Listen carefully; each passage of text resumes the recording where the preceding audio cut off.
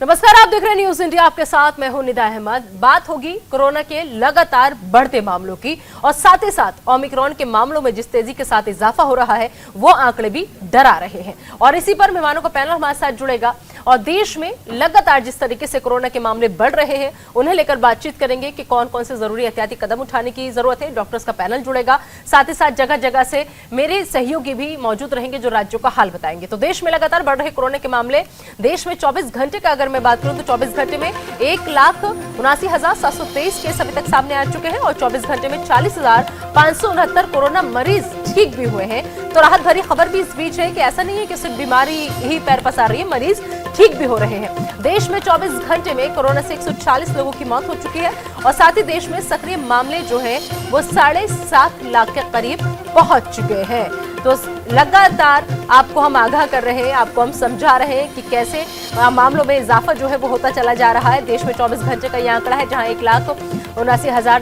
Case अभी तक सामने आ चुके हैं। 24 घंटे में 40,569 कोरोना मरीजों का वो भी आंकड़ा है जो ठीक हुए हैं और अपने घर वापस गए हैं। तो 24 घंटे में कोरोना से 140 लोगों की अभी तक जान भी जा चुकी है। तो सक्रिय जो मामले हो 7.5 लाख के करीब अभी तक पूरे देश में पहुंच चुके हैं। तो लगातार कोरोना के मामले देश में बढ़ रहे हैं, हर दिन इन मामलों में इजाफा हो रहा है। फिलहाल ये 24 घंटे का आंकड़ा आपके सामने 1,79,000 ये केस, 24 घंटे में 40,569 ये उन मरीजों की तादाद है जो ठीक भी हुए हैं। तो हमें और आपको पैनिक नहीं होना है, डरना नहीं है, घबराना नहीं है, क्योंकि ऐसा नहीं है कि सिर्फ बीमारी अपनी चपेट में ले रही है, बल्कि एक आंकड़ा ये भी सामने निकल कर आया है कि इस बीच लोग जो है वो स्वस्थ होकर अपने घर भी वापस जा रहे हैं। तो हमें पॉजिटिव वे में भी इस चीज को लेना है, ये भी देखना है कि लोग सिर्फ बीमार नहीं पड़ रहे बल्कि लोग ठीक भी हो रहे हैं। तो 40,569 ये उन कोरोना मरीजों का आंकड़ा है जो ठीक हुए हैं। तो देश में 24 घंटे में कोरोना से 140 लोगों की मौत अभी तक जो है वो हो चुकी है।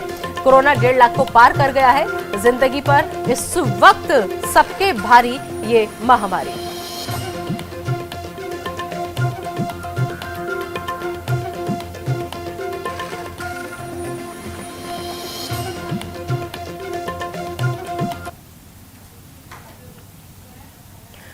तो चलिए, किस तरीके से ओमिक्रॉन के मामले लगातार बढ़ते चले जा रहे हैं और कोविड के मामले लगातार इजाफा हो रहा है उन मामलों में, इनको समझने के लिए आइए सबसे पहले मेहमानों का तारुफ मैं आपसे करा देती हूँ। हमारे साथ इस वक्त जुड़ चुके हैं डॉक्टर अभिनव गुप्ता जो कि न्यूरो सर्जन है। बहुत बहुत स्वागत है डॉक्टर अभिनव आपका। साथ ही हमारे साथ डॉक्टर अभिषेक शर्मा जो कि कोविड इंचार्ज है निम्स के, वो भी हमारे साथ जुड़ चुके हैं। बहुत बहुत स्वागत है सर आपका। और इसके अलावा मेरे सहयोगी नमित त्यागी दिल्ली से जुड़े हुए हैं और शेखर आनंद त्रिवेदी लखनऊ से हमारे साथ जुड़े हुए हैं। सबसे पहले मैं आपके पास आऊंगी, डॉक्टर्स के पैनल के पास बाद में जाऊंगी। नमित, मैं आपका रुख करना चाहूंगी क्योंकि आज अहम बैठक भी दिल्ली के अंदर जो है होने जा रही है। खुद मुख्यमंत्री वहां पर मौजूद रहेंगे। कल वो साफ संकेत दे चुके हैं कि फिलहाल लॉकडाउन तो नहीं लगेगा। उम्मीद करें कि शायद कुछ और पाबंदियां जो है वो आज ज्यादा बढ़ सकती हैं दिल्ली के अंदर। देखिए, बिल्कुल निदा, जिस तरह से दिल्ली के अंदर कोरोना का विस्फोट हो रहा है उससे जाहिर तौर पर आज दिल्ली के अंदर पाबंदियों का जो बोझ है वो और ज़्यादा बढ़ सकता है। क्योंकि फिलहाल बात करें तो कल दिल्ली के अंदर 300 से ज़्यादा दिल्ली पुलिस के जो कर्मचारी हैं वो कोरोना पॉजिटिव हुए हैं और इसमें खुद दिल्ली पुलिस के पीआरओ चिन्मय बिस्वाल भी शामिल हैं। तो ऐसे में अब जो कोरोना है वो अपना विकराल रूप लेता हुआ जा रहा है। पिछले 24 घंटे में 22,000 से ज़्यादा नए मामले दिल्ली के अंदर दर्ज किए गए हैं। इसके अलावा जो पॉजिटिविटी रेट है वो निदा 23% को भी पार कर गया है। और ऐसे में पिछले 15 दिन से अगर पहले बात करें तो जहाँ 3-4 हज़ार एक्टिव केसेस थे दिल्ली में, मौजूदा समय 60,000 का आंकड़ा जो है वो पार कर गया है एक्टिव केसों की बात करें तो जाहिर तौर पर आज से, हालांकि जो 60 साल से ऊपर के व्यक्ति हैं उनको बूस्टर डोज लगनी शुरू हुई है, लेकिन 11 बजे जो डीडीएमए की अहम बैठक है इस पर सबकी निगाहें हैं और ऐसी उम्मीदें लगाई जा रही हैं कि जो कुछ दिन पहले डीडीएमए की तरफ से ग्रैब सिस्टम के तहत दिल्ली के अंदर येलो अलर्ट जारी किया गया था उसको यानी बढ़ाया जा सकता है। क्योंकि ग्रैब सिस्टम में 4 अलर्ट होते हैं, येलो अलर्ट, अंबर अलर्ट, ऑरेंज अलर्ट और रेड अलर्ट। तो यानी आज दिल्ली के अंदर अंबर अलर्ट लग सकता है और इसके बावजूद दिल्ली के अंदर जो कई नई पाबंदियां हैं उनको बढ़ाया जा सकता है। निदा, बिल्कुल ठीक है। शेखर, फिलहाल उत्तर प्रदेश का क्या हाल, क्योंकि उत्तर प्रदेश में भी 113 नए मामले में बढ़ोतरी हुई है। बिल्कुल, इसमें कोई दो राय नहीं है कि जैसे जैसे कोविड का प्रकोप बढ़ रहा है, तीसरी लहर का उत्तर प्रदेश और राजधानी लखनऊ इससे अछूते नहीं है। बीते दिन यहाँ लखनऊ में 1117 मामले सामने आए हैं, यानी 1000 के पार एक ही दिन में ये केस पहुँच गए। अभी तक ये आंकड़ा जो है 100, 300, 500 तक जा रहा था, लेकिन अब ये डबल से ऊपर निकल गया चौथे 5वें दिन में और 1000 117 केसेस निकले हैं। पूरे उत्तर प्रदेश में हम बात करें तो ये इस करीब लखनऊ में 3,500 से ज़्यादा केसेस एक्टिव हैं। पूरे प्रदेश की हालत भी कुछ इसी तरीके से है, जहां पर लगातार केस बढ़ते जा रहे हैं। रिकवरी का जो रेट है वो भी है।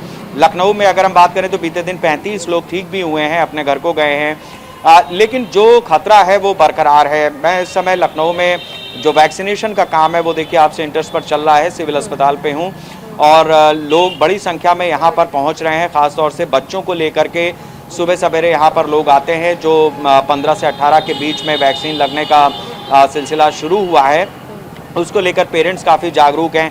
इसके अलावा आज से जैसे जो 60 साल से ऊपर के लोग हैं उनको बूस्टर डोज देने का भी काम शुरू हुआ है। तो ऑनलाइन रजिस्ट्रेशन करवाइए अथवा आप आकर के यहाँ पर स्पॉट पे पंजीकरण करवाइए और अपना बूस्टर डोज आप ले सकते हैं। इसी तरीके से चूंकि चुनाव है उत्तर प्रदेश में, तो जो फ्रंटलाइन वर्कर्स हैं चुनाव में जिनको जाना है, जो डॉक्टर्स हैं, जो नर्सेज हैं, हॉस्पिटल का स्टाफ है, वो सब भी बूस्टर डोज लेने के लिए उनको भी कहा गया है। बूस्टर डोज उनको भी लग रही है। किसी तरह की कोई क्राइसिस ऐसी नहीं है फिलहाल कि वैक्सीन को लेकर के कोई कमी हो या लोगों को अपॉइंटमेंट ना मिल रहा हो। सभी चीज़ें सुचारू रूप से आगे बढ़ रही हैं। लोग अपनी केयर भी कर रहे हैं। खासतौर से जो दूसरी लहर थी उसमें प्रकोप काफ़ी ज़्यादा था। इसको देखते हुए सबक भी लोगों ने लिया है और तीसरी लहर में सचेत हैं। बिल्कुल ठीक है। डॉक्टर अभिनव गुप्ता, जिस तरीके से सब चीज अभी सुचारू रूप से चल रही है और हमने देखा कि दूसरी वेव में क्या हुआ था कि ऑक्सीजन के लिए भी इतनी मारामारी थी, लेकिन इसे टचवुड कहें कि या ऊपर वाले की मेहरबानी है अभी तक कि इस तरीके की जो अभी कंडीशन है वो नहीं आई है। लेकिन फिर भी हर दिन का जो आंकड़ा है वो डरा रहा है। कितने खतरनाक फेज से अभी इस वक्त हम यहाँ पर गुजर रहे हैं? अगर देखा जाए तो बॉम्बे में ऑक्सीजन डिमांड बढ़ गई है। अगर आपको ज्ञात हो तो पहले जो 270 मैट्रिक टन्स की ऑक्सीजन डिमांड थी वो कल से 350 मैट्रिक टन्स की तरफ जा रही है। तो ये ऑक्सीजन डिमांड बढ़ने के कारण हमें ऐसा लग रहा है कि जो नंबर ऑफ केसेस हैं वो बढ़ने शुरू हो गए हैं और हॉस्पिटल एडमिशन शुरू हो गए हैं, जो कि अभी आंकड़ा थोड़ा कम है लेकिन समय के साथ ये बढ़ेगा, क्योंकि जैसे जैसे ये लहर बढ़ेगी और हमारे देश को अपनी गिरफ्त में लेगी, ये आंकड़ा बढ़ेगा और हमें खतरनाक स्थिति की तरफ ले जाना शुरू हो गए हैं हम। बिल्कुल। तो धीरे धीरे ये आंकड़ा बढ़ेगा। हालांकि अभी तक जो तस्वीरें हम देख पा रहे थे वो राहत दे रही थी कि लोग ज्यादातर ऐसे हैं जो अपने ही घरों में अभी ठीक हो पा रहे हैं, अस्पतालों की तरफ रुख नहीं कर पा रहे। लेकिन doctor Abhishek Sharma Covid in charge है, ऐसे में जो मामले देश में कोरोना की हाई स्पीड लगातार बढ़ती चली जा रही है, ओमिक्रॉन के मामले भी लगातार दस्तक दे रहे हैं, ऐसे में जो हमारे इंतजामात हैं एक डॉक्टर होने के नाते आप उन्हें कैसे देख रहे हैं? इनफ है या भी और जरूरत है, मामले और ज्यादा बढ़ेंगे? नहीं, प्रेजेंट कंडीशन में तो जो इंतजाम है सरकार की तरफ से और हमारी तरफ से जो इंतजाम है वो भी तो काफ़ी है। अभी तो जो ऑक्सीजन बेड, आईसीयू बेड लगभग खाली है कोविड के हिसाब से, लेकिन जिस हिसाब से मामले बढ़ रहे हैं और नंबर ऑफ केसेज जो बढ़ रहे हैं, तो हालांकि इस फेज में जो है सीवियरिटी इतनी नहीं है, लेकिन केसेज जब बहुत ज़्यादा हो जाएंगे तो सीवियर केसेज का जो प्रोपोर्शन है वो अपने आप में बढ़ जाएगा। तो तब हमको जो है ऑक्सीजन की supply, oxygen bed, ICU bed की नीड अपने में बहुत ज़्यादा होगी। तो उस हालात को देखते हुए हमको सारी सावधानी बरतनी चाहिए और हमारी तैयारियां जो है पहले से ही पुख्ता रखनी चाहिए, ताकि ऐसे हालात ना आए जो सेकंड वेव में आई थी, ऐसे कोई हालात पैदा नहीं हो। और लोगों से यही अपील है कि जो है कम से कम घर से बाहर निकलें, ताकि नंबर ऑफ केसेस जो है हम कम से कम कर पाएं। और जो हाई जो पेशेंट है, जो जिनको मॉर्बिड कंडीशन है, उनको तो विशेष रूप से ध्यान रखना चाहिए। ठीक है। नमित, दिल्ली का हम जिक्र कर रहे थे, लगातार दिल्ली में भी मामले लगातार बढ़ रहे हैं और ऐसे में आज ये अहम बैठक जो खास होने जा रही है, कितने बजे ये बैठक होनी है? और दूसरी चीज ये कि अगर पाबंदियों की तरफ हम और ज्यादा बढ़े तो क्या लगता है कौन कौन सी बातें और ऐसी हैं दिल्ली के अंदर जिन्हें अभी छूट मिली हुई है, उन पर और पाबंदी लग सकती है आज? देखिए यहाँ पर निरा जो डीडीएमए की बैठक है वो 11 बजे बैठक होनी है, जिसकी खुद अध्यक्षता जो है दिल्ली के उपराज्यपाल अनिल बैजल करेंगे और इसमें दिल्ली के जो स्वास्थ्य मंत्री हैं सत्येंद्र जैन वो भी जुड़ेंगे। इसके अलावा दिल्ली के बड़े जो डॉक्टर्स हैं उनको भी इसमें जुड़ना है। नीति आयोग के कुछ सदस्य हैं वीके पॉल, वो भी इसमें जुड़ेंगे। लेकिन जो बात कही जा रही है, क्योंकि ग्रैब सिस्टम के तहत जो है येलो अलर्ट पहले से ही दिल्ली के अंदर लगा हुआ है, इसमें तमाम पाबंदियाँ हैं, लेकिन अगर अम्बर अलर्ट या फिर ऑरेंज अलर्ट दिल्ली के अंदर लगता है तो दिल्ली के अंदर फिलहाल जो रेस्टोरेंट या फिर जो बाजार हैं वो खुले हुए हैं। फिलहाल जो बड़े बाजार हैं वहाँ पर जो दुकानें खुली हुई हैं वो ओड इवन के आधार पर खुली हुई हैं। तो अगर दिल्ली के अंदर ऑरेंज अलर्ट लगता है तो मार्केट्स जो हैं वो पूरी तरीके से बंद हो जाएंगी। इसके अलावा बात करें तो दिल्ली के अंदर जो रेस्टोरेंट हैं उन पर भी जो है सख्ती जो है वो बढ़ती जा सकती है। जहां तक मेट्रो की बात करें, क्योंकि मेट्रो को पहले दिल्ली सरकार ने जो है 50% सीटिंग अरेंजमेंट के साथ चलाने की बात कही थी, लेकिन जो मेट्रो स्टेशन के बाहर लाइनें देखी दिल्ली सरकार ने और डीडीएम ने, फिर उस फैसले को बदल दिया था। तो आखिर उससे कितना असर पड़ेगा, ये एक जो समीक्षा है वो भी इस डीडीएमए की बैठक में की जाएगी। क्योंकि हालांकि पहले ही दिल्ली के सीएम अरविंद केजरीवाल निदा ये कह चुके हैं कि अभी दिल्ली के अंदर लॉकडाउन की जरूरत नहीं है, और साथ ही उन्होंने ये भी कहा कि दिल्ली के अंदर केसेस भले ही बढ़ रहे हैं लेकिन जो नए मामले आ रहे हैं उसमें पेशेंट को हॉस्पिटलाइज होने की जरूरत नहीं पड़ रही है, और जो क्वारंटीन का जो ड्यूरेशन था उसको भी अब दिल्ली सरकार ने कम कर दिया है। दिल्ली के स्वास्थ्य मंत्री सत्येंद्र जैन ने कहा कि अगर फिलहाल जो मौजूदा कोरोना पॉजिटिव मरीज आ रहे हैं वो घर पर होम आइसोलेट रहकर केवल 7 दिन के बाद अपना कोरोना टेस्ट कराइए, और अगर आप नेगेटिव आते हैं और आपके अंदर कोई लक्षण नहीं है तो आप बाहर निकल सकते हैं। तो पहले जो 14 दिन का ड्यूरेशन टाइम था क्वारंटीन का उसको घटाकर अब 7 दिन का भी किया गया है। ठीक है डॉक्टर अभिनव, एक चीज मैं यहाँ पर जानना चाहूंगी, जैसे बहुत अच्छी जानकारी साझा कर रहे हैं मेरे सहयोगी नमित यहाँ पर कि पहले 14 दिन हम देखते थे कि क्वारंटीन होता था, और दूसरा कहा यह जा रहा है कि दूसरी वेव से ज्यादा खतरनाक लहर से अब हम गुजरने वाले हैं, पहले से ज्यादा खतरा ज्यादा बड़ा है, जो वेरिएंट है वो पहले से ज्यादा खतरनाक है। लेकिन ऐसे में 7 दिन कम कर देना, और ऐसे में लोगों का घरों में ही ठीक हो जाना, और ऐसे में लोगों का अस्पतालों की तरफ ज्यादा पैनिक होकर नहीं भागना, क्या इसे समझ लिया जाए कि खतरा उतना बड़ा नहीं है जितना समझा जा रहा है, या फिर हम लोगों को अब आदत हो गई है, पिछले 2 साल से हमने जो देखा कि हाँ हम इससे लड़ सकते हैं?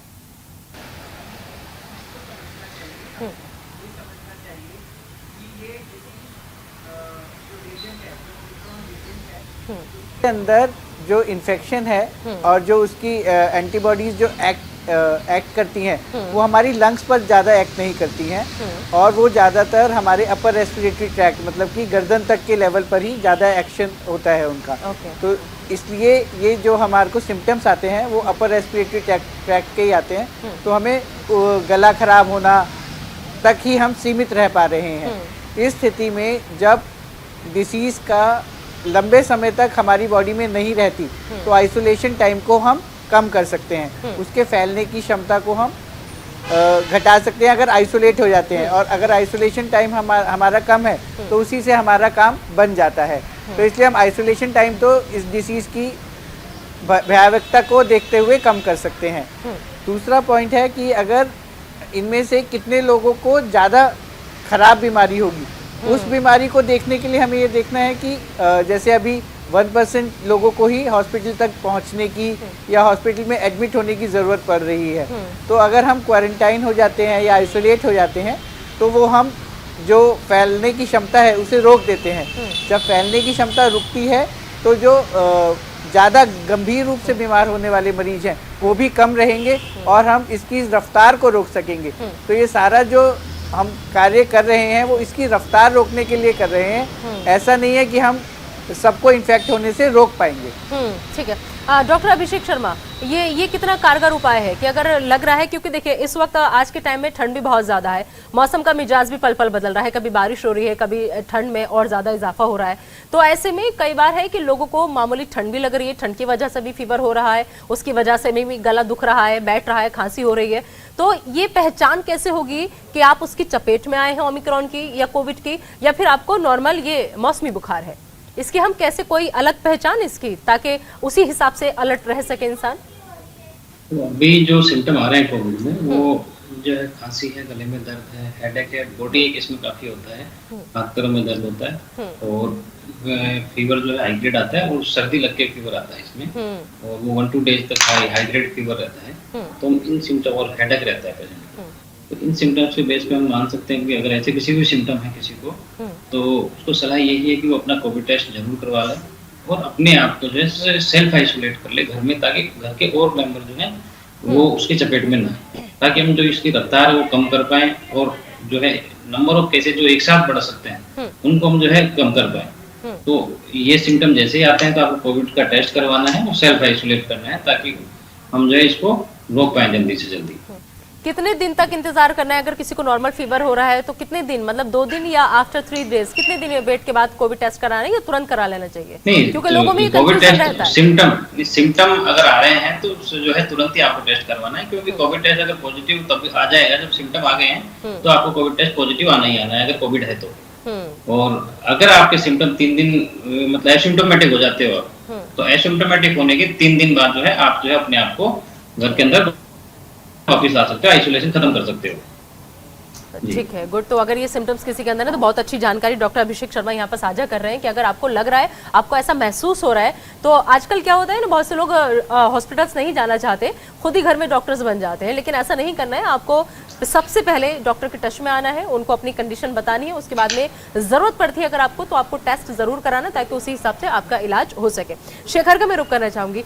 शेखर, ऐसी कोई खबर की सुना है कि आज शाम में शायद कोई अहम बैठक भी उत्तर प्रदेश सरकार जो है वो करने जा रही है और कोविड के पूरे सब इनको लेकर के समीक्षा होगी? देखिए, मुख्यमंत्री योगी आदित्यनाथ ने कोविड की जो पहली लहर थी उसमें टीम 11 बनाई थी और उसके बाद दूसरी लहर में टीम 9, ये तीसरी लहर में भी यही टीम 9 काम कर रही है। हर सुबह 9 बजे के आसपास मुख्यमंत्री के पास ये तमाम लोग पहुंचते हैं, जिसमें चीफ सेक्रेटरी हैं, सीएमओ हैं, अलग अलग ज़िलों के जो भी डॉक्टर्स या जिलाधिकारी जोड़ने की स्थिति होती है वो वर्चुअली जुड़ते हैं। तो ये टीम 9 की बैठक हर दिन हो रही है बीते कुछ दिनों से कोविड को लेकर के। लखनऊ एडमिनिस्ट्रेशन में भी काफ़ी सतर्कता बरती जा रही है, जिलाधिकारियों को काफ़ी निर्देश दिए गए हैं, अस्पतालों को काफ़ी निर्देश दिए गए हैं, कोविड गाइडलाइंस का पालन करने के लिए जनता से अपील की गई है। निदा, 2-3 चीज़ें यहाँ पर बड़ी महत्वपूर्ण है, मैं इस चर्चा में रखना चाहूँगा।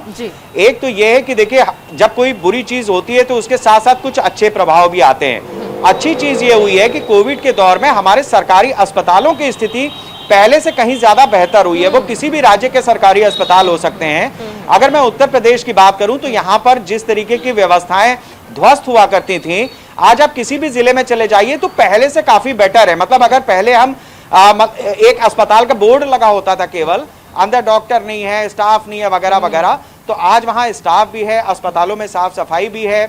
छोटे छोटे जिलों के अस्पताल की बात कर रहा हूँ, सीएससी पीएससी सेंटर पर भी जो आंगनबाड़ी कार्यकर्ता है या जो कोविड के वॉरियर्स हैं वो एक्टिव हैं, वहाँ पर गाँव को भी जागरूक करें। तो ये एक अपनी तरह की चेतना लोगों में लौटी है और हमारी जो व्यवस्थाएं सरकारी हैं वो यहाँ पर पहले से काफी दुरुस्त हुई हैं। ऑक्सीजन प्लांट लगभग हर जिले के सरकारी अस्पताल में इस समय लग चुके हैं या लग रहे हैं, इस तरीके की व्यवस्था है। दूसरी चीज बड़ी ये है कि जो अभी आपने जिक्र किया था कि लोग अस्पतालों का रुख नहीं कर रहे हैं, यहाँ पर 2-3 चीजें हमें ध्यान रखनी होगी कि पिछली जो वेव्स आई थी उसमें जब लोग प्राइवेट हॉस्पिटल्स की तरफ भागे तो जो साधन संपन्न लोग थे उनके यहाँ कैजुअलिटी भी ज्यादा हुई। बनस्पत उनके जो लोग सरकारी अस्पताल भागे थे, जो सरकारी अस्पतालों में भर्ती हुए, वहां पर उनका रिकवरी रेट कहीं ज्यादा अच्छा था और वो अपने घर पहुंच गए, सही सलामत पहुंच गए। डेथ वहां पर भी हुई, मैं ये नहीं कह रहा हूं, लेकिन प्राइवेट की अपेक्षा सरकारी में ज्यादा बेहतर लोगों को ट्रीटमेंट मिला। इसके साथ साथ प्राइवेट में मोटी फीस भी वसूली गई, लोग नहीं रह गए, वेंटिलेटर पर रखा हुआ, ऐसे करके कई लोगों से फर्जी बिल भी जनरेट किए अस्पतालों ने। बीते दिनों में आप देखेंगे, यानी दूसरी और तीसरी लहर के बीच में, निदा, मैं अपने दर्शकों को ये बताना चाहूंगा कि उनके जिले में खासतौर से ऐसी जगह जहां पर अस्पताल नहीं थे वहां पर नए नए अस्पताल भी खुले हैं। यहाँ राजधानी लखनऊ में बीते 6-8 महीने के अंदर बहुत प्राइवेट हॉस्पिटल्स खुल गए हैं। तो एक तरीके से जो मेडिकल का बिजनेस है वो यहाँ पर बूम पर गया है। शायद ये फैटर्निटी इंतजार कर रही थी कि इस तरीके की चीज है, आ गई है, जाएगी नहीं और लोग आएंगे। लेकिन अच्छी चीज ये है कि लोगों को ये समझ में आया कि वो सरकारी अस्पतालों का रुख करेंगे तो उनको बेहतर ट्रीटमेंट मिलेगा। थैंक्स टू हमारे जो गवर्नमेंट हॉस्पिटल्स के लोग हैं, हम लोग आलोचना ही करते हैं, लेकिन जब ऐसी चीजें हो तो हमें उनकी तारीफ भी करनी चाहिए। सरकारी अस्पतालों की स्थिति उत्तर प्रदेश में बेहतर हुई है और जो सरकारी अस्पतालों के स्टाफ हैं, डॉक्टर्स हैं, वो भी अपनी ड्यूटी को कहीं ज्यादा बेहतर परफॉर्म कर रहे हैं इस समय पहले की अपेक्षा। इस बीच देखिए बेहतर परफॉर्म कैसे हो रहा है उसकी तस्वीरें लगातार सामने आ रही हैं। कैमरा 1, कैमरा 2 की नजर से हम आपको दिखाने की कोशिश कर रहे हैं, क्योंकि दरअसल बेशक पाबंदियों का दौर बढ़ रहा है और जिंदगी की रफ्तार कम हो रही है, सब कुछ लॉक हो रहा है, और लेकिन इस बीच बूस्टर डोज जो है वो भी आज से लोगों को लग रही है। उसकी ये तस्वीरें आपको हम दिखा रहे हैं। जगह जगह सेंटर्स जो है वो बनाए गए हैं और उन्हीं सेंटर्स से ये तस्वीरें सामने आ रही हैं जिनमें आप देखिए कि लोग जो है सेंटर्स पर पहुंच रहे हैं और उसके बाद में बढ़ते मामलों को लेकर जिस तरीके से लगातार बैठकें हो रही हैं, लेकिन सरकार भी सतर्क है क्योंकि देश में लगातार आंकड़ा बढ़ रहा है।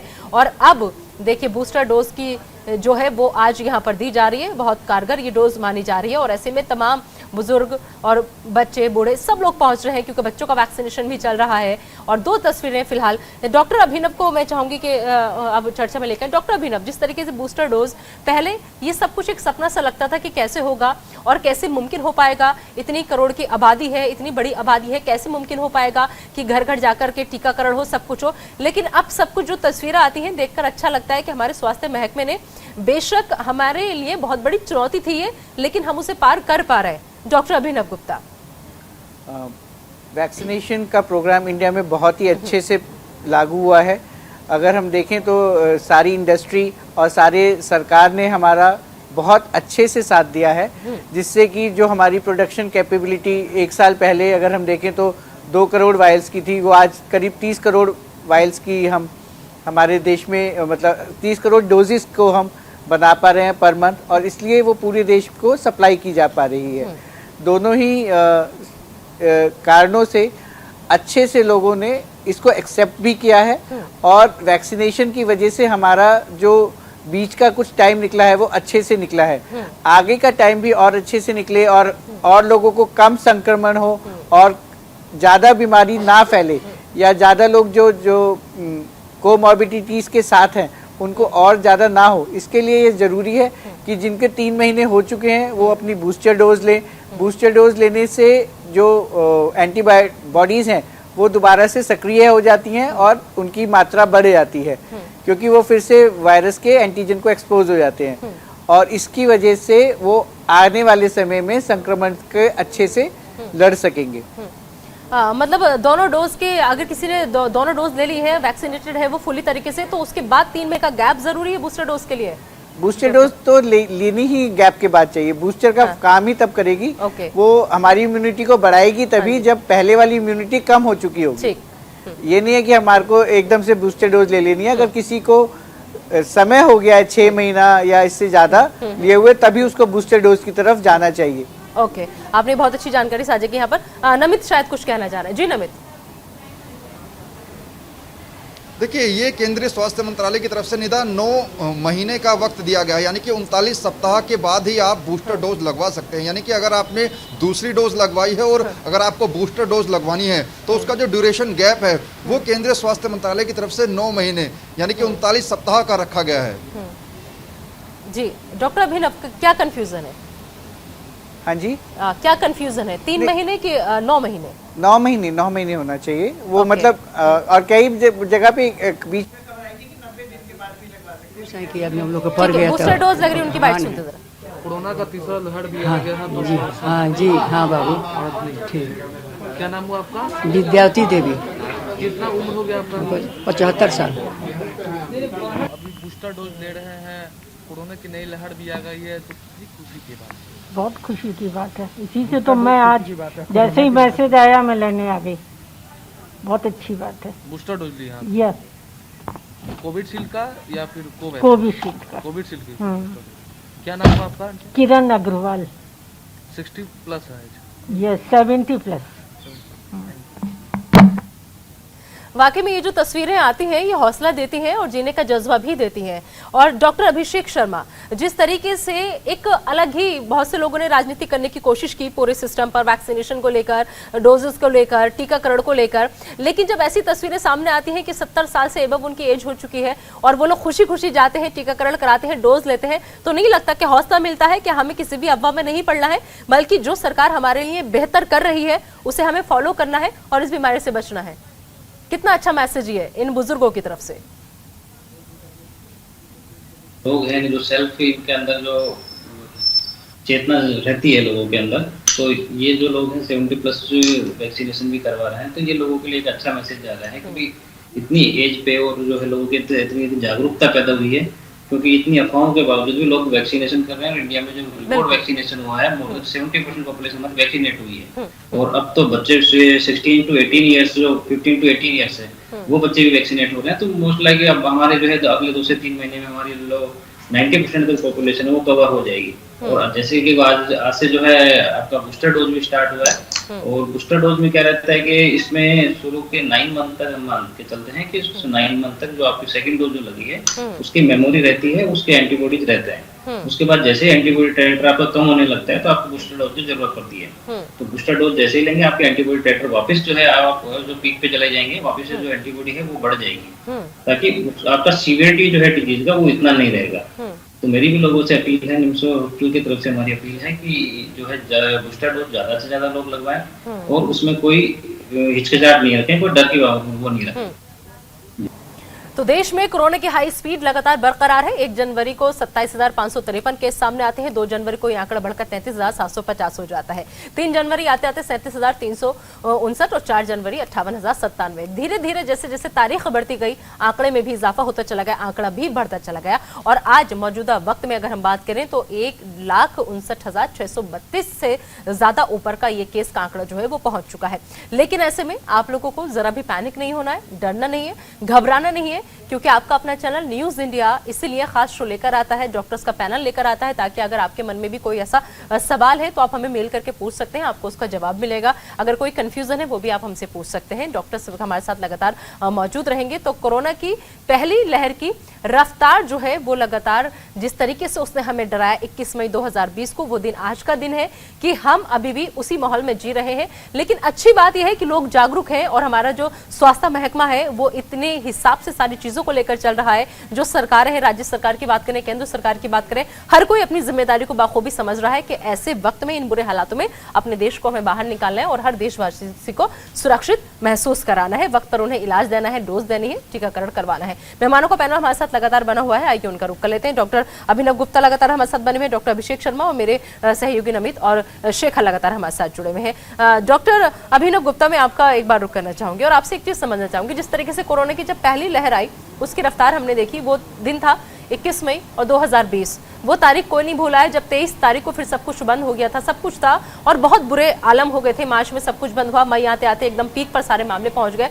लेकिन उस वक्त हम लोग बहुत डरे हुए थे क्योंकि समझ नहीं आ रहा था हो क्या रहा है, कोई समझ नहीं पा रहा था कि करना क्या है। लेकिन अब कहीं ना कहीं बेशक हम पहले से ज्यादा खतरनाक माहौल में इस वक्त यहाँ पर हैं, बेशक पहले से ज्यादा मामलों की रफ्तार अब बढ़ी हुई है, लेकिन हमारे जागरूक होने की एक ये वजह है कि अस्पतालों में भीड़ कम देखी जा रही है, केसेस जो है वो ज्यादा पैनिक नहीं हो रहे हैं। तो जागरूकता भी एक बहुत बड़ी वजह है कि अब हमें सब कुछ पता है, हम उसी हिसाब से अपनी जिंदगी जी रहे हैं। जागरूक होने सबसे बड़ी वजह रही है, सरकारों ने या सभी लोगों ने मिलकर इसकी तरफ काम किया है। सबको ये पता चल गया है कि हमें क्या करना है, क्या नहीं करना है और आगे के लिए हमें कैसे तैयारी करनी है। जैसे हम शुरू से देखें तो बच्चों की पढ़ाई से लेके अपने ऑफिस के एटमॉस्फेयर को लेके, हमारी मेट्रो में ट्रैवल को लेके, हमारा जो पूरा सिस्टम है उसको हमने इस समय में कोरोना के हिसाब से ढाल लिया है। हम सभी लोग जब नई खबर आती है तो उससे उतना ज़्यादा पैनिक नहीं होते हैं। अब की बार जब ओमिक्रॉन की कहानी शुरू हुई साउथ अफ्रीका से लेके और आज तक, हम लोग उतना पैनिक नहीं हुए जितना कि हम उस 21 मार्च को हो गए थे या 23 मार्च को हो गए थे, जबकि पूरे देश में 2 केसेस थे। जैसे जैसे केस बढ़े हैं हमारी जागरूकता बढ़ी है, हमने इन लहरों को झेला है और पिछली लहर ने तो हमें बहुत सारे सबक सिखाए हैं। हमारी जागरूकता, हमारा काम करने का तरीका, हमारा ट्रीटमेंट का तरीका, सब कुछ इवॉल्व हुआ है इन 2 सालों में और इसी की वजह से हम यहाँ पर खड़े हैं। और आगे भी अगर हम इसी तरीके से काम करते रहे और जागरूक रहे, सभी चीज़ों को मैनेज करते रहे तो हम इस लहर में भी पार पा जाएंगे। बिल्कुल। डॉक्टर अभिषेक शर्मा, जिस तरीके से आज से बूस्टर डोज की शुरुआत हुई है, लेकिन ऐसे में कई लोग हैं जो सवाल ये पूछ रहे हैं कि देश में जिस तरीके से कोरोना के केस बढ़ रहे हैं, क्या बूस्टर डोज जो है वो इस पर रोक लगा पाएगा पूरी तरीके से? बेसिकली अभी आप देख रहे हैं कि उनके या कोविड के जो इतने केसेस बढ़ रहे हैं लेकिन सीवियरिटी इतनी कम है। तो बेसिकली जो ये सीवियरिटी कम है इसका मेजर जो रीजन है वो वैक्सीनेशन है। वैक्सीनेशन से क्या होता है कि आपके जो डिजीज है वो आपको रेस्पिरेटरी ट्रैक्ट तक ही आपकी सीमित कर जाती है, वो लंग्स को इन्वॉल्व नहीं कर पाती है क्योंकि आपके एंटीबॉडी टाइटर इतना होता है तो वो जो है वायरस से आसानी से लड़ पाते हैं। और यही कारण है कि आपकी सीवियरिटी इतनी ज्यादा नहीं है, क्योंकि अभी भी देश के अंदर जो डेल्टा वेरिएंट है उसके केसेस ज्यादा है बजाय ओमिक्रॉन के। और ये वही डेल्टा वेव है जो डेल्टा वायरस है जो सेकेंड वेव में था। लेकिन उस टाइम पे हमारा जो वैक्सीनेशन था, जो यंग पॉपुलेशन में वैक्सीनेशन था, वो इतना नहीं था। तो सेकेंड वेव में इसीलिए हमारी जो यंग पॉपुलेशन ज़्यादा इन्फेक्टेड हुई थी, बजाय जो है और जो ओल्डर एज थे जो वैक्सीनेट हो चुके थे। तो इसीलिए मैं कहूँगा कि बूस्टर डोज जो है वो जरूरी है लगवाना, ताकि जो जिनकी इम्यूनिटी कम हो गई है सेकंड डोज के बाद में, वो वापस वो जो है उनके एंटीबॉडी टाइटर वापस बढ़ जाए, और वो जो इन्फेक्शन है वो काफी सीवियर नहीं हो, हॉस्पिटलाइज होने की जरूरत ना पड़े, और हमारे जो रिसोर्सेज है वो हम बेटर तरीके से जो है यूटिलाइज कर पाए। ठीक है। और अगर जिस तरीके से जो, क्योंकि वक्त की जो पाबंदी है वो जाहिर सी बात है कि फॉलो करनी होगी, 9 महीने का गैप जो है उसे मेंटेन करना होगा, ऐसे में अगर कोई दिक्कत होती है तो तब शुरुआती में क्या कदम उठाने चाहिए? अगर किसी को भी अगर सिम्टम आते हैं तो आपको तुरंत जो है आपका मेडिकल जो है फैसिलिटीज के कांटेक्ट में आए और आपका कोविड टेस्ट करवाएं, और इनिशियल स्टेज में जैसे माइल्ड सिम्टम होते हैं उसी टाइम पे आपको जो है अपना ट्रीटमेंट स्टार्ट करना चाहिए, ताकि जो है आप सीवियर के कैटेगरी में नहीं जाएं, आपको ऑक्सीजन की और इनकी जरूरत ना पड़े। तो जितना जल्दी हो अपना टेस्ट करवाएं और वो अपना ट्रीटमेंट स्टार्ट करें। ठीक है। वैक्सीनेशन स्लॉट जो है वो कैसे बुक करना है, ये भी कई लोगों का सवाल है। डॉक्टर अभिनव गुप्ता, ये वैक्सीनेशन का स्लॉट कैसे बुक कर पाए, इस बारे में कोई जानकारी आप साझा कर पाए हमारे दर्शकों को? वैक्सीनेशन के स्लॉट के लिए कोविन ऐप पर जाके हम अपना वैक्सीनेशन स्लॉट बुक कर सकते हैं। इसके अंदर लोकल एरिया के हिसाब से अब स्लॉट्स अवेलेबल होते हैं, जहां पर कि हम जाके सरकारी और प्राइवेट हॉस्पिटल्स चुन सकते हैं और अपना बुक करा सकते हैं। ये कोविन ऐप के माध्यम से ही हो पा रहा है। कोविन ऐप के माध्यम से हम घर बैठे कर सकते हैं। उसके बाद में जो भी हमारा नियर बाई होगा सेंटर, उसकी हमें उस पे हमें बुकिंग मिल जाएगी और हम उस पर जाकर के वैक्सीनेशन तयशुदा टाइम पर करवा सकते हैं। ठीक है। डॉक्टर अभिषेक शर्मा, बच्चों के लिहाज से अगर मैं बात करूं तो अभी जो मौजूदा वक्त में जिस तरीके से लगातार मामलों में इजाफा हो रहा है, मामले बढ़ रहे हैं ओमिक्रॉन के, कोविड के, सबके, और नए नए वेरिएंट हर दिन एक सुनने को आता है कि कभी कुछ सामने आता है, कभी कुछ सामने आता है, बच्चों के लिए कितना खतरनाक और कौन कौन सी जरूरी एहतियाती कदम जो सबसे पहले माँ बाप उठाएं घर में?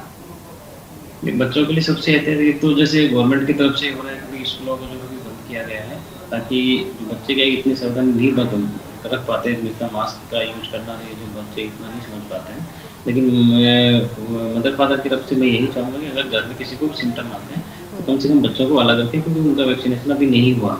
बस हमारी किस्मत है, ये फॉर्चुनेट माने अपने आप को कि बच्चों में अभी तक कहीं भी ऐसे सीवियर केसेस नहीं मिले हैं, चाहे वो फर्स्ट वेव हो, चाहे सेकंड वेव, चाहे अभी ये थर्ड वेव चल रही है। तो बच्चे अभी फिलहाल तो जो है ऐसा कोई घबराने की बात नहीं है कि भी कहीं कोई सीवियर केसेस मिले हैं। फिर भी जो है बच्चों को अलग रखें और जो 15 से 18 साल के बच्चे हैं उनको जल्दी से जल्दी वैक्सीनेट करवाएं। ठीक है। हाँ, नमित, आज से फ्रंटलाइन वर्कर्स को भी कोविड की जो प्रिकॉशन डोज है वो मिलेगी, कैसी तैयारी उसकी आपको देखने को मिल रही दिल्ली के अंदर? देखिए निदा, दिल्ली के अंदर जो है जहां पर पहले 15 से 18 साल के बच्चों को वैक्सीन लगवाई जा रही थी, उन्हीं सेंटर्स पर जाकर जो है जितने भी हेल्थ वर्कर्स हैं या फिर जो कोरोना वॉरियर्स हैं वो वैक्सीन जो बूस्टर डोज है वो लगवा रहे हैं। लेकिन आपने एक सवाल किया था कि आखिर उसका रजिस्ट्रेशन कैसे कराना, उसका जवाब ये है कि आखिर जो कोविन ऐप पर अभी 15 से 18 साल के बच्चे रजिस्ट्रेशन करा रहे थे, और जिन लोगों ने जो 60 साल से ऊपर के व्यक्ति हैं उन लोगों ने जब दूसरी डोज लगवाई थी तो उनका कोविन ऐप पर रजिस्ट्रेशन हुआ था। अभी अगर वो रजिस्ट्रेशन कराएंगे तो उनके लिए एक जो तीसरा ऑप्शन है कोविन ऐप में, वो नया ऑप्शन जो है वो जनरेट किया गया है, यानी कि ऑटोमेटिकली ही आपको सर्च कर लेगा कि आपकी जो एज है वो 60 साल से ऊपर की हो गई है, और अच्छा। उसी के मुताबिक आपके जो कोविन ऐप है उसमें जो तीसरा जो ऑप्शन है बूस्टर डोज का वो जनरेट किया जाएगा। वहां पर जाकर आप रजिस्ट्रेशन करा सकते हैं, और अगर आप रजिस्ट्रेशन वहां पर नहीं करा सके हैं तो ऑनलाइन यानी कि ऑन द स्पॉट अगर आप किसी भी वैक्सीनेशन सेंटर पर जाकर ऑन द स्पॉट रजिस्ट्रेशन कराइए और वहां पर आपको बूस्टर डोज लग जाएगी। इसके इधर आपने एक सवाल किया था निदा कि आखिर देश के अंदर क्या लोग जागरूक हुए हैं या फिर हमारा स्वास्थ्य महकमा जो है वो जागरूक हुआ है। जैसा कि नीरज लखनऊ से बता रहे थे कि जो सरकारी अस्पताल हैं उनकी हालत जो है वो काफ़ी सुधरी है। राजधानी दिल्ली की मैं बात करूं तो दिल्ली के अंदर जो कोरोना की दूसरी वेव में ऑक्सीजन को लेकर हाहाकार मचा था, भीड़ भाड़ हुई थी, उसमें काफ़ी ज़्यादा सुधार जो है वो हुआ है निदा। और सरकार ने जो है इस पूरी कोविड की दूसरी लहर से जो है वो काफ़ी सबक लिया है। दिल्ली के अंदर मौजूदा समय में 20,000 बेड हैं, जिसमें से केवल 1500 बेड पर ही अभी कोरोना के पेशेंट हैं। तो दिल्ली के सीएम भी लगातार ये कह रहे हैं कि लोगों को पैनिक होने की ज़रूरत नहीं, केसेस भले ही बढ़ रहे हैं लेकिन उतने लोग हॉस्पिटल में एडमिट नहीं हो रहे, क्योंकि ये आंकड़ा भी एक गवाही देता है। पिछले अगर हम दौर की बात करें निदा, तो जब 20,000 केसेस कोविड की दूसरी लहर में आ रहे थे तो उस दौरान 200, 250, 300 मौतें हो रही थी, लेकिन पिछले 24 घंटे में 22,000 से ज़्यादा केस आए हैं, लेकिन मौत का जो आंकड़ा है वो केवल 17 है। तो ऐसे में लोग जो है वो पैनिक ना हो, कोरोना के मामले भले ही बढ़ रहे हैं, लेकिन दिल्ली के अंदर सरकारी स्वास्थ्य सेवाएं जो हैं वो काफ़ी ज़्यादा बढ़ गई हैं। और दिल्ली सरकार ने एक सिस्टम लगाया है कि दिल्ली के अंदर जितने भी हॉस्पिटल हैं, किस हॉस्पिटल को कितनी मात्रा में ऑक्सीजन की जरूरत है, उस सिस्टम से वो पता लगेगा। क्योंकि दूसरी वेव में निदा आपने देखा था कि कई हॉस्पिटल की जो ऑक्सीजन थी वो अचानक से फेल हो गई थी, खत्म हो गई थी, जिससे पेशेंट की काफ़ी ज़्यादा मौत हुई थी। तो वो जो सिचुएशन है उसमें काफ़ी सुधार आया है। बिल्कुल ठीक है। नमित स्क्रीन पर नीरज को ज्यादा मिस कर रहे हैं, इसलिए शेखर को नीरज बोल गए। शेखर हमारे साथ फिलहाल जुड़े हुए हैं। नमित, शेखर आपके पास मैं आना चाहूंगी और एक चीज समझना चाहूंगी। देखिए, जिस तरीके से स्वास्थ्य विभाग को लेकर नमित ने जानकारी दी कि दिल्ली सरकार कितनी अलग से तैयार है, क्या उत्तर प्रदेश सरकार भी उतनी तैयार नजर आ रही है स्वास्थ्य के हिसाब से या फिर स्वास्थ्य सेवाओं के हिसाब से? हालांकि आपने जो हाल बताया वो एक राहत भरा है, सुकून देने वाला है, लेकिन अगर आगे के मामले और ज्यादा बढ़ते हैं तो उत्तर प्रदेश सरकार कितनी तैयार है? देखिए, उत्तर प्रदेश सरकार की तैयारी इस मामले में मैं ज़रूर कहूँगा, बगैर किसी पक्ष या निष्पक्ष होते हुए, किसी का पक्ष लेते हुए, कि भारतीय जनता पार्टी की यहाँ पर सरकार है, राजनीति अपनी जगह पे है, लेकिन सरकार और जो हमारा शासकीय अमला है, जिसको हम एडमिनिस्ट्रेशन कहते हैं लोकल बॉडीज़ में, उन्होंने बहुत अच्छा काम किया है, सबक लिया है, आगे बढ़े हैं। तो ठीक है, कभी हमारी व्यवस्थाएं चरमराई थी वगैरह वगैरह, लेकिन आज की डेट में हर दिन मुख्यमंत्री टीम 9 की बैठक ले रहे हैं। बैठक लेने के बाद जो डिसीजंस होते हैं वो सब जगह तुरंत ही जिलों में सर्कुलेट हो जाते हैं। दिन भर जिलों में उस तरीके से काम होता है। कोविड की दूसरी लहर में लखनऊ पीजीआई जो है निदा, यहाँ पर उसी दौरान जब ऑक्सीजन की कमी हो रही थी, इंजीनियर्स ने जो मेडिकल मतलब पीजीआई के जो इंजीनियर्स हैं, उन्होंने अपनी काबिलियत को दिखाते हुए ऑक्सीजन का पूरा प्लांट यहाँ एस्टेब्लिश कर दिया था। बहुत बड़ी किल्लत जो उस समय हो रही थी, बोकारो से आ रहे थे क्रेन्स वगैरह, ट्रेन्स पे आ रहे थे,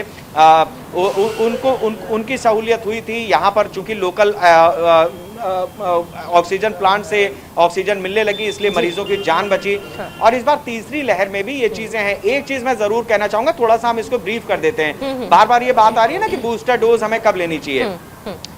31 मार्च वो तारीख थी जब जो 60 साल से ऊपर के लोग थे उनकी डेडलाइन मतलब वहां पे एंड हो रही थी, और 1 अप्रैल 2020 से सरकार ने सबके लिए खोल दिया था, मतलब 45 ऑनवर्ड्स। तो 31 मार्च को अगर हम बुजुर्गों के लिए वो एक बैरियर मान लेते हैं, तो पहली डोज उन्होंने ली 31 मार्च को, दूसरी डोज उन्होंने ली होगी 30 जून को, मतलब 3 महीने का गैप आ गया था, 16 हफ्ते का गैप आ गया था, तो 3 महीने बाद ली होगी, तो वो जून हो गया।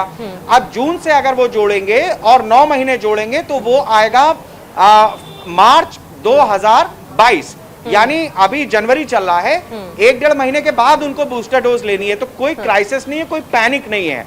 आप अपनी जो भी डेट है, आपके पास सर्टिफिकेट होगा पहली और दूसरी डोज का, उससे मैच कर लीजिए। जो लास्ट डेट आपकी है वहां से आप 9 महीने जोड़िए और उसके बाद आप अपने दिमाग में रखिए कि हमें इस तारीख से अपॉइंटमेंट लेना है। ऐसा भी नहीं है, जैसे डॉक्टर साहब ने बताया कि बूस्टर डोज तभी काम करेगी जब पहले का असर कम होगा। ठीक है शेखर, बहुत अच्छी जानकारी आपने ये साझा की यहाँ पर। डॉक्टर अभिषेक शर्मा, क्या ऐसा कुछ सिस्टम जो जैसे कि ये तो एक आसान तरीका है कि आप अपने सर्टिफिकेट पर देखिए कि हमने फला डेट को फला मंथ को लगाया था और अब हमें इतना गैप हो गया, अब हम लगवा सकते हैं। लेकिन क्या ऐसा, जैसे बहुत से लोग ऐसे हैं, किसी का सर्टिफिकेट गुम हो गया, किसी को डेट याद नहीं रही, या कोई नहीं समझ पा रहा कितना वक्त गुजर चुका है, क्या ये जो कोविन ऐप है इन पे क्या ऐसा भी कोई विकल्प मौजूद है कि अगर कोई बंदा चाहे अपना क्या कहते हैं रजिस्ट्रेशन करना चाहे तो वो उसको बता दे कि नहीं अभी इतना वक्त बचा है कुछ ऐसा सिस्टम उसमें? करोगे तो आपका जो है कि आप उस पे आता है कि भाई आपका फर्स्ट डोज कब लगा था, सेकंड डोज कब लगा था, और जो बूस्टर की डेट क्या है। तो वो आप रजिस्ट्रेशन आप जैसे ही करेंगे तो वो सारा कुछ आ जाएगा, और जैसे ही आपका नंबर आएगा आपको वहां से ऑटोमेटिकली मैसेज आएगा कि आपका बूस्टर डोज का टाइम हो गया, तो आप वहां जा सकते हैं। अच्छा, अप्लाई हम कभी भी कर सकते हैं, अप्लाई कभी भी कर सकते हैं। वो मैसेज आपको तभी आएगा जब आपका टाइम पीरियड पूरा हो जाएगा। जब टाइम पीरियड हो जाएगा आपका तभी आपके पास मैसेज आएगा। हाँ, ठीक है।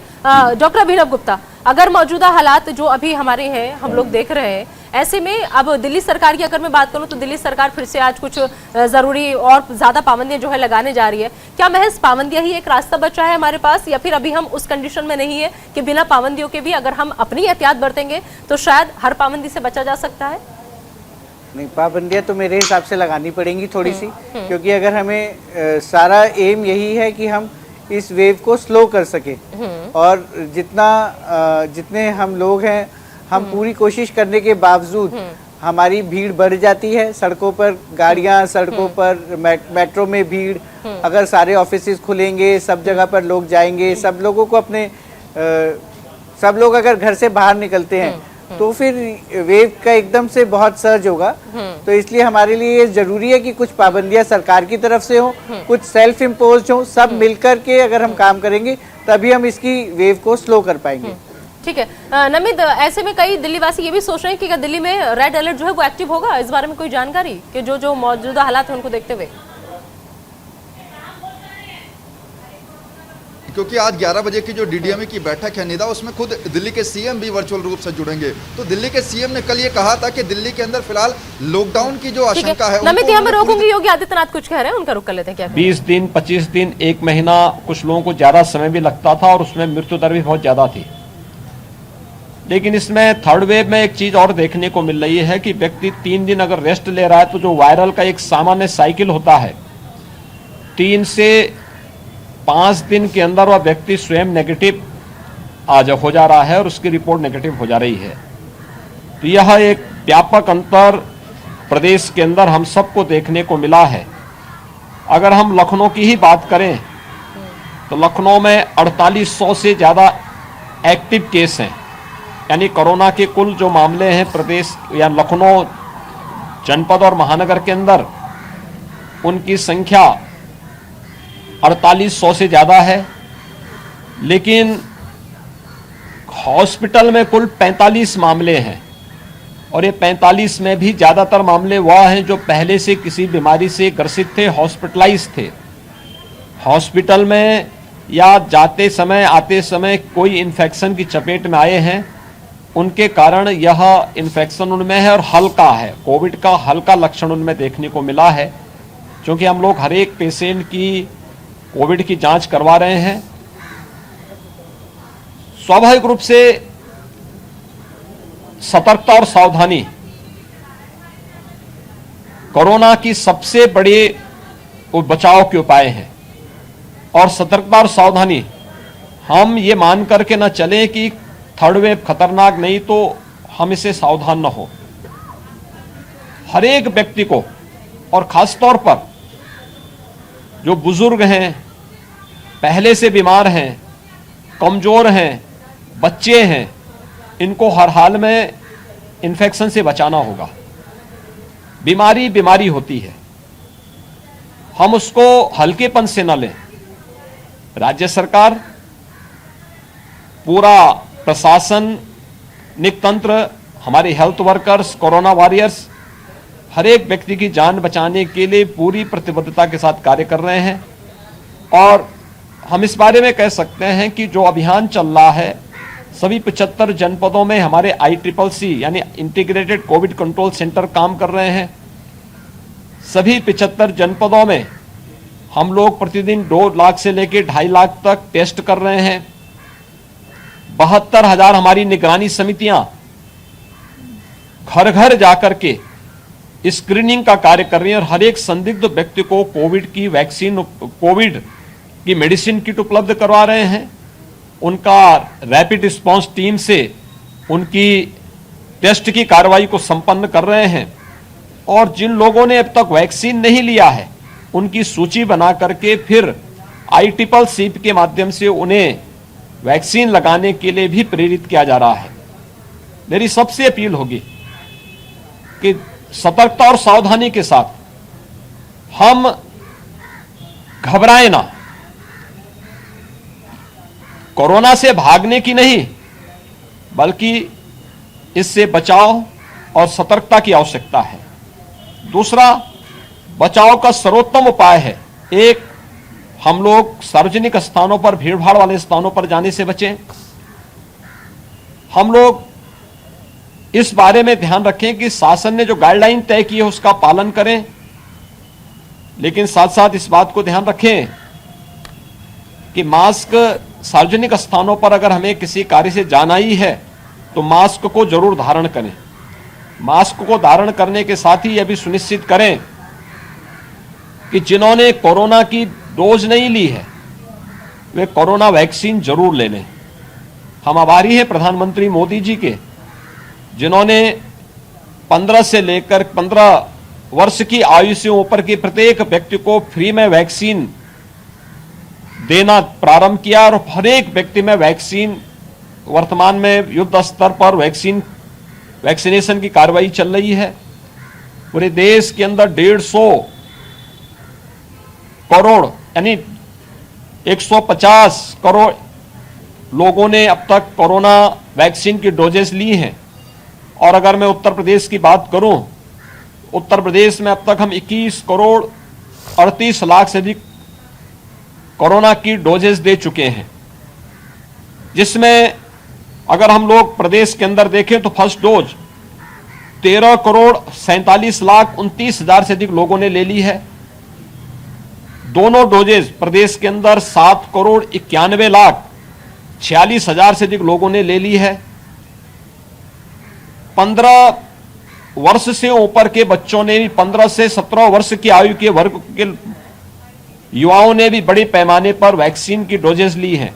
और हम लोगों ने एक लक्ष्य निर्धारित किया है कि हमारा प्रयास होना चाहिए कि 15 जनवरी तक 15 प्लस यानी 15 से 17 वर्ष के सभी बच्चों को हम वैक्सीन दे दें। ये युद्ध स्तर पर चल रहा है। फ्री वैक्सीन, सबको वैक्सीन के इस अभियान के साथ हमें जुड़ना चाहिए, क्योंकि यह वैक्सीन ही कोरोना से सुरक्षा कवच का सर्वोत्तम उपाय है। और मेरी अपील होगी पूरे प्रदेशवासियों से कि वैक्सीनेशन के इस व्यापक अभियान के साथ उन सभी लोगों को वैक्सीन देने के लिए निगरानी समितियां को साथ दे ही, निगरानी समितियां उनके चार्ट भी बना रही है। ग्राम प्रधानगण ग्रामीण क्षेत्र में और पार्षदगण नगरीय क्षेत्रों में निगरानी समितियों के अध्यक्ष हैं। उनकी अध्यक्षता में आंगनबाड़ी, आशा वर्कर, एएनएम ये सभी मिलकर के वैक्सीनेशन के कैंपेन को डोर टू डोर जाकर के कोरोना से संदिग्ध जुड़े हुए सभी लोगों को पहचान कर रहे हैं, मेडिसिन किट उपलब्ध करा रहे हैं, उन्हें वैक्सीनेशन के साथ जोड़ने का कार्य कर रहे हैं। और मेरी अपील होगी कि सभी लोग अपना वैक्सीन समय पे जरूर ले लें, क्योंकि यह वैक्सीन कोरोना से बचाव का सर्वोत्तम उपाय है और कोरोना के खिलाफ देश की लड़ाई को प्रमुखता के साथ आगे बढ़ाने में यह मदद करेगा। जितना अधिक वैक्सीनेशन होगा, जितने लोग वैक्सीन ले चुके होंगे, कोरोना के मामले उन पर कम मात्रा में प्रभाव कर पाते हैं। और अगर कोरोना आ ही जाता है तो उसका लक्षण हल्का रहता है, एक सामान्य वायरल फीवर मात्र रह जाएगा। इसलिए वैक्सीन की दोनों डोजेस अपना ले लें। आज से प्रदेश भर में जितने भी कोरोना वॉरियर्स हैं, बुजुर्ग हैं, उन सबको एक बूस्टर डोज भी उपलब्ध करवाने की कार्रवाई प्रारंभ हो चुकी है। तो वे सभी लोग भी अपना वैक्सीन जरूर ले लें। यह उनकी इम्यूनिटी को बढ़ाने में और कोरोना से बचाव में उनको मदद करेगी। मुझे यही कहना था। मैं आज इसीलिए लखनऊ के इस ICCC का दौरा करने के लिए यहाँ आया था। मैंने इसको देखा है, बहुत अच्छे ढंग से कोरोना प्रबंधन की कार्रवाई उत्तर प्रदेश के पास एक अच्छा अनुभव है, फर्स्ट वेव में, सेकंड वेव में, और उस अनुभव का लाभ यहाँ पर लिया जा रहा है। कौन लोग हैं, जिन लोगों की यहाँ निगरानी समिति जा रही है, उनके डाटा यहाँ पर उपलब्ध हैं। कितने लोगों ने फर्स्ट डोज ली है, कितने लोगों ने दोनों डोजेज ले ली हैं, कितने लोग बचे हैं, उन लोगों तक कैसे संवाद होना, ये सभी कार्रवाई यहाँ पर चल रही है। और युद्ध स्तर पर कोरोना प्रबंधन के कार्य के साथ पूरी मशीनरी लग करके जनता जनार्दन की सेवा कर रही है। उनके जीवन को भी और उनकी जीविका को भी बचाने का कार्य किया जा रहा है। नाइट कर्फ्यू हम लोगों ने इसी सतर्कता के साथ लगाया है। रात्रि 10 बजे से लेके सुबह 6 बजे तक ये नाइट कर्फ्यू प्रभावी ढंग से लागू हो रहा है। सभी लोग उसमें सहयोग करें, क्योंकि इस सदी की सबसे बड़ी महामारी का सामना पूरी मानवता कर रही है। और मानवता की रक्षा के लिए हम कोरोना प्रोटोकॉल का पालन करते हुए वैक्सीन के डोजेस समय पर ले लें, यही इसका सर्वोत्तम उपाय है। धन्यवाद जी। देश के मुख्यमंत्री को आप सुन रहे थे। योगी आदित्यनाथ जो इस वक्त, क्योंकि कोरोना को लेकर वैक्सीनेशन लगातार अपने चरम पर है और क्या क्या राज्य सरकार की तैयारियां हैं, कैसे हम इस पूरे कोरोना काल में गुजरे हैं, वो तमाम जानकारियां वो साझा कर रहे थे। शेखर मेरे सहयोगी लगातार लखनऊ से जुड़े हैं। शेखर, सीएम योगी आदित्यनाथ को आपने भी सुना कि उन्होंने पूरे इंतजामातों की बारीकी से समझाया कि कैसे जो राज्य सरकार है वो निपटने के लिए तैयार है इन हालातों से। लेकिन उन्होंने एक चीज और कही कि लखनऊ में 4800 केस, एक्टिव केस उन्होंने कहा, लेकिन 45 ही मरीज ऐसे हैं जो अस्पताल में भर्ती है। इसके पीछे कुछ तर्क समझ नहीं आया कि अगर 4800 केस कहीं पर है तो सिर्फ 45 मरीज, इसका मतलब कि लोग, ये बड़ी वजह है कि 3 दिन में खुद ही उनकी रिपोर्ट जो है पॉजिटिव से निगेटिव हो जा रही है। निधा, मैं इसका आपको बहुत ही जो वास्तविक कारण है वो बता देता हूँ। हाँ। देखिए, मेरे परिचित भी हैं जिनको बीते दिनों में कोविड हुआ और वो अस्पताल नहीं गए। तो मैंने आपको बताया कि अस्पतालों का अनुभव जो है वो लोगों का अच्छा नहीं रहा है, और अगर वो जा भी रहे हैं तो वो प्राइवेट में नहीं जा रहे हैं, सरकारी अस्पतालों में ही जा रहे हैं। प्राइवेट हॉस्पिटल नए बने हैं बीते 6 महीने में, वो खड़े हैं, उनका पैसा डंप हो गया है। तो ये हमारे सरकारी व्यवस्था को कितना बेहतर हुई है इसका अंदाजा तो इससे लगता है। एक बात। दूसरी चीज ये है निधा कि बीते 2 लहर में हम लोगों ने भी समझा है कि जैसे कोरोना या कोविड के जब सिम्टम आए तो आपको क्या करना है। कोविड के सिम्टम आने पे हमें भाप लेनी है ना, और उसके बाद जो है हमें अंकुरित चने खाने हैं, मतलब जो प्रोटीन वाले खाने चीजें हैं वो लेनी है। अच्छा, इसमें बच्चों को भी मजा आ रहा है कि पता लगा कि सुबह छोला भटूरा बन रहा है और शाम को राजमा चावल बन रहा है, तो उनको लग रहा है पार्टी हो रही है। लेकिन है क्या कि हम कोरोना से लड़ रहे हैं, ओमिक्रॉन से लड़ रहे हैं। तो ये बड़ा दिलचस्प भी है। इसकी लड़ाई जो है वो दावत उड़ा करके हो रही है। सतर्क हैं लोग, पहली 2 वेव से जो सबक मिले हैं, सोशल डिस्टेंसिंग और बाकी चीजें, उसको लेकर और इसकी वो खुद उन्होंने जानकारी भी दी कि गले में दर्द होगा। सही बात। और मुख्यमंत्री योगी आदित्यनाथ, देखिए तस्वीरें लगातार आपको हम दिखा रहे हैं कि खुद पूरे वहां पर राज्य में अपने नजर बनाए हुए उत्तर प्रदेश में अस्पतालों में पहुंच रहे हैं, वो वैक्सीन सेंटर्स पहुंच रहे हैं, जाकर जायजा ले रहे हैं कि क्या क्या तैयारियां हैं, कैसे लोगों तक जो सुविधाएं राज्य सरकार दे रही है, जो केंद्र सरकार की तरफ से जा रही है, वो पहुंच रही है। तो तमाम शेखर लगातार हमारे साथ जुड़े हुए हैं। शेखर, खुद बारीकी से हर चीज पर नजर रखते हुए सीएम योगी आदित्यनाथ, और कहीं ना कहीं ये एक खास वजह भी है कि लोगों में जागरूकता जो है वो बढ़ती है। जब जो आपकी लीडरशिप कर रहा होता है वो जब ऐसे वक्त में आपके बीच आता है, आपका हालचाल पूछता है, तो हिम्मत भी बढ़ती है और हौसला भी अफजाई होती है।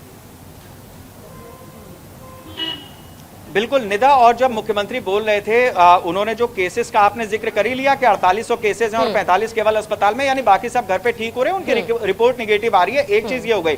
दूसरी बड़ी बात मुख्यमंत्री ने कहा, देखिए बड़े साइंटिफिक तरीके से जिसको वैक्सीन लग रही है, कितनी पहली डोज, कितनी दूसरी डोज, और आखिरी आदमी तक वो बता रहे हैं। मतलब वो बता रहे हैं कि 7 करोड़ 46 हजार इतना ऐसे एक आदमी की रिपोर्ट है। उन्होंने साथ साथ ये भी जोड़ा है कि कुछ लोग ऐसे हैं जिन्होंने अभी तक वैक्सीन नहीं ली है।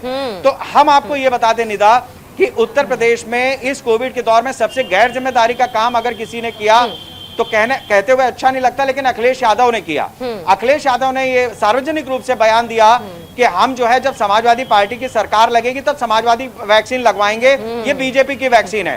वो तो भला हो, नेताजी का मुलायम सिंह यादव ने जब वैक्सीन लगवाई उसकी फोटो उन्होंने कह के वायरल करवाई, और उसके बाद बहुत सारे ऐसे लोग थे समाजवादी पार्टी से जुड़े हुए भी, बिल्कुल, कम से कम ऐसे वक्त में तो सियासत नहीं करनी चाहिए। जब देश को जरूरत हो सबकी, तो कम से कम अच्छी चीज का स्वागत जरूर करना चाहिए। चलिए शेखर, बहुत बहुत शुक्रिया इस तमाम जानकारी के लिए। और नमित, आप भी नजर बनाए रखिए DDMA की क्या खास बैठक होती है, इस पर आपसे जानकारी हम लेते रहेंगे। फिलहाल बहुत बहुत शुक्रिया। और डॉक्टर अभिनव गुप्ता, डॉक्टर अभिषेक शर्मा हमारे साथ जुड़े, हमें अपना कीमती वक्त दिया, दोनों का बहुत बहुत शुक्रिया।